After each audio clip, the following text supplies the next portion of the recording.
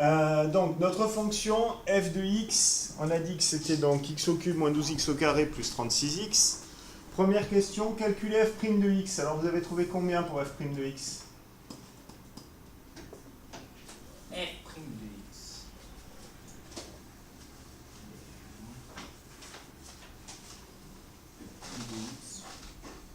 Ça fait 3x au carré moins 24x plus 36. Plus 36, très bien. Donc, deuxième question, on me dit résoudre f' de x égale à 0. Comment on fait à faire f' de x égale à 0? Alors, moi, je vous avais demandé d'étudier le signe de la dérivée, mais finalement, ça revient un petit peu au même. Comment on fait à étudier le signe de la dérivée quand la dérivée, c'est un trinôme du second degré? On fait delta, oui. Donc, on va dire calculons delta, qui vaut b carré moins 4ac. Ça faisait moins 24 au carré, moins 4 fois 3 fois 36. Et on avait dit qu'on trouvait 144. Donc, delta est positif, ça veut dire qu'il y a deux racines.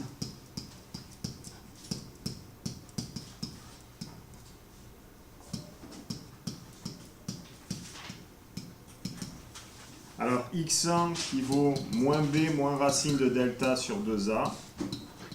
Et x2 qui vaut moins b plus racine de delta sur 2a. Alors, moins b, c'était 24. Moins racine de 144, alors racine de 144, ça vaut 12. Sur 2 fois 3. Et 24 plus racine de 144 sur 2 fois 3. Alors, ça nous fait 24 moins 12, ça fait 12. 12 divisé par 6, ça fait 2. Et 24 plus 12, ça fait 36. 36 divisé par 6, ça faisait 6. Donc, il y avait deux racines, 2 et 6. C'est ce que vous avez trouvé? Oui. Ouais. 2 et 6. Bah, ça tombe bien, 2 et 6, c'est bien dans le domaine de définition de la fonction, parce qu'on nous a dit qu'elle était définie sur 0,8. Donc, j'ai bien les deux racines dans le domaine de définition. On me demande après donc de dresser un tableau, de donner le signe de la dérivée. Donc ça, c'est les deux racines, donc les deux valeurs qui répondent à la question résoudre l'équation f' de x égale à 0. Donc f' de x égale à 0 pour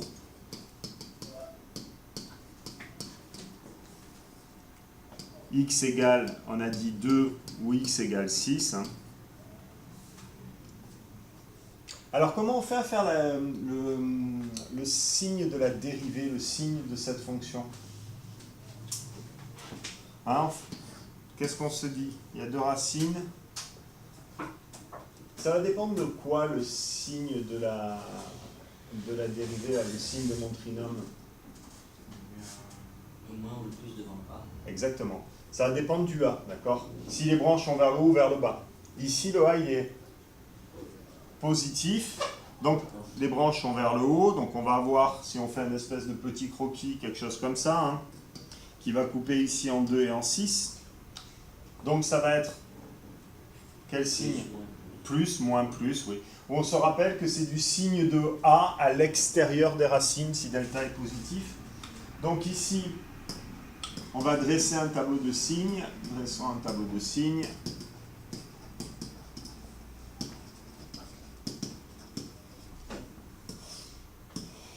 Donc 0, 2, 6, 8.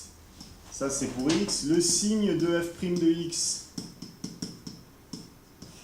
on a dit que c'était positif, ça valait 0, négatif, ça vaut 0, positif. Donc ma fonction, elle est comment, là? Si ma dérivée, elle est positive, ma fonction, elle est... Ouais, croissante. Ouais. Si elle est négative, c'est décroissant, et après croissant. Comment je fais à trouver les valeurs, ici? Pour mes... Dans la machine à calculer, on rentre la fonction. Alors, on rentre bien celle de départ. C'est vraiment là où vous faites des erreurs généralement, c'est de rentrer la fonction dérivée, parce qu'on a travaillé dessus, on a calculé delta, mais c'est la fonction de départ qu'il faut rentrer. Donc, la fonction de départ, c'était, on a dit x au cube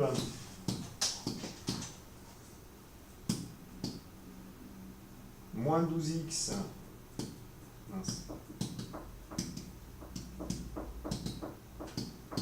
x au cube moins 12x au carré plus 36x.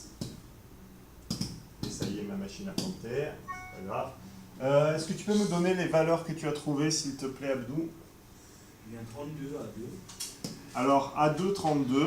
A0, tu as trouvé? Ah, moi j'ai mis moins infini. Eh non, non. Il faut mettre les valeurs qui sont données dans l'énoncé. C'est-à-dire les valeurs ici, Ah oui, Moi aussi, c'est ça. c'est de 0 à 8. Donc, il s'avère qu'en 0, ça valait 0. En 2, tu m'as dit 32. En 6, pardon. 6, 0. Et en 8, tiens, regarde dans ta machine, tu dois encore l'avoir dans table 7, comme ça m'évite de là. Dans table, pardon, si tu fais table, tu dois avoir un... J'imagine que tu n'as pas rentré... Ouais, t'as pas rentré d'autres fonctions depuis. En 8, 32. 32 aussi, c'est ça. Là, ici, on pouvait vérifier la cohérence de notre tableau parce qu'on nous donnait la représentation graphique. Hein. Vous voyez, c'est bien croissant, décroissant, croissant. En 0, ça vaut 0. En 6, ça vaut 0. En 2, ça vaut 32. On peut le lire approximativement, mais on peut le lire quand même. En 8 aussi. D'accord? Donc, tout ça est cohérent. Donc, cette représentation graphique, finalement, elle me permet de vérifier, je peux le faire à la machine à calculer, de vérifier mes calculs, mais quand même, la dérivée, ça sert à ça. Ça sert à pouvoir faire un tableau de variation sans avoir besoin de faire une représentation graphique. Je peux savoir si c'est croissant ou décroissant sans faire de... juste avec du calcul, juste de manière algébrique. Donc, qu'est-ce qu'on peut dire du signe de f de x maintenant? Juste, on me demande le signe de f de x, c'est-à-dire de la fonction, pas de la dérivée. Regardez, si on regarde ce tableau de variation, comment il est f de x? Regardez juste la variation de la fonction f, dont on a la variation dans le tableau. Il est toujours positif, d'accord, parce que c'est croissant de 0 à 32 sur les images. Hein. Après, décroissant de 32 à 0, puis après, croissant de 0 à 32. Donc, en fin de compte, ça ne descend jamais en dessous de l'axe des x, c'est jamais négatif. On peut en déduire, donc, que f de x est toujours positif, ou positive. Donc, c'est sur 0,8, bien sûr. Juste un point de détail, quand on dit positif ou négatif, on doit dire f de x, parce que f de x c'est la valeur de f, c'est ça qui est positif ou négatif. F est croissant ou décroissant, et f de x est positif ou négatif, c'est les valeurs. Ok. Je vous rappelle juste dans la machine à calculer, si vous faites F3, sur la première ligne, il y a différentiate, ça fait un petit des ronds sur votre machine à calculer. Vous pouvez taper la fonction et mettre virgule x, ça vous fait la dérivée. Donc,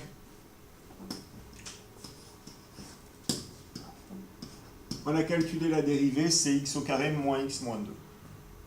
Question petit b, on déduire les valeurs de f' de moins 1, f' de 1 et f' de 2. Comment je fais à calculer f' de moins 1 finalement? Oui, pas bien plus compliqué que ça. On va remplacer x par moins 1. Alors f' de moins 1, ça vaut combien? Le premier, on le fait ensemble, après vous le faites seul. Ça fait moins 1 au carré, moins 1, moins 2, c'est-à-dire 1 plus 1 moins 2, c'est-à-dire 0. Calculez-moi maintenant f' de 1 et f' de 2, s'il vous plaît.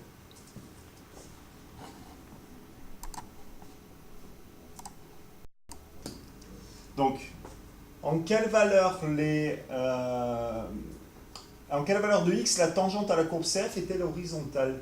Une tangente horizontale, elle a quoi de particulier? Elle vaut 0. Alors, elle vaut 0, c'est mal dit. C'est quoi qui vaut 0? Ouais, son coefficient directeur, ça vaut 0. Ouais.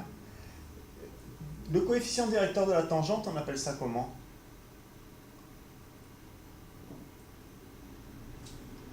Ou c'est quoi qui me le donne, si vous préférez?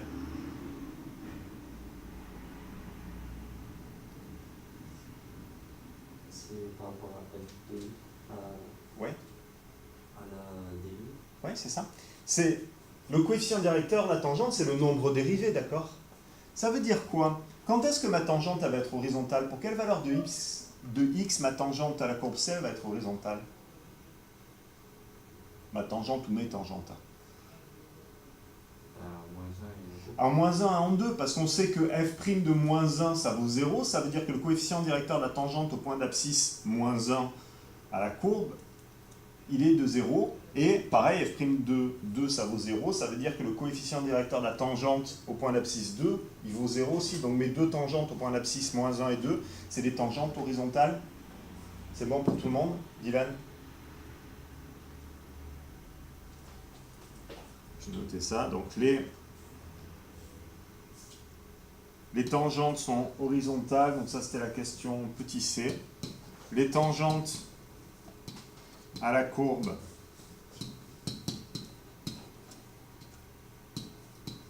CF sont horizontales.